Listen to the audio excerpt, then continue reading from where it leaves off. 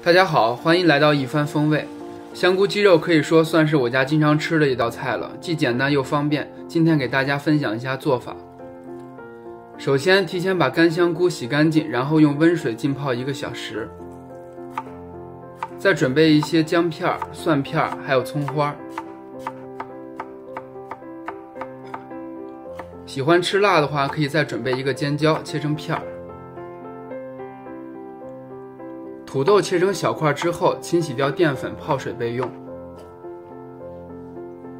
干香菇去除水分，香菇水不要倒掉，这是这道菜增香的关键。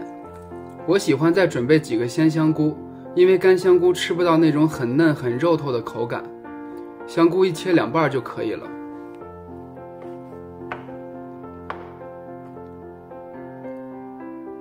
鸡腿肉要切成稍微大一点的块，然后加入料酒、水淀粉还有盐。水淀粉可以分多次加入，加了淀粉的肉在炒制的时候就可以保留住肉里的水分，抓到这种有一点粘稠的程度就可以了。油热之后放入鸡肉，慢慢煸炒至微微变色，不要炒得太久，因为一会儿还要进行2次炒制。热锅凉油，来点花椒，倒入葱姜蒜爆香，再倒入香菇，中火翻炒到蒜微微变黄，再加入土豆。土豆炒到边上有一点透明的感觉，就可以放入鸡肉了。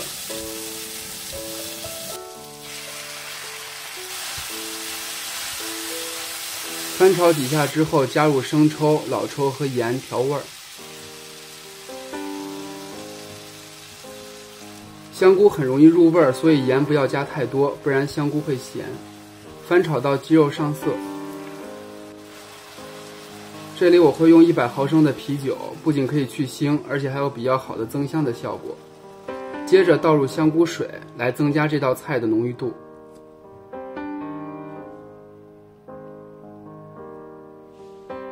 然后盖上盖子，大火焖煮15分钟。15分钟后加入尖椒，改大火收汁到浓稠。出锅前加入水淀粉。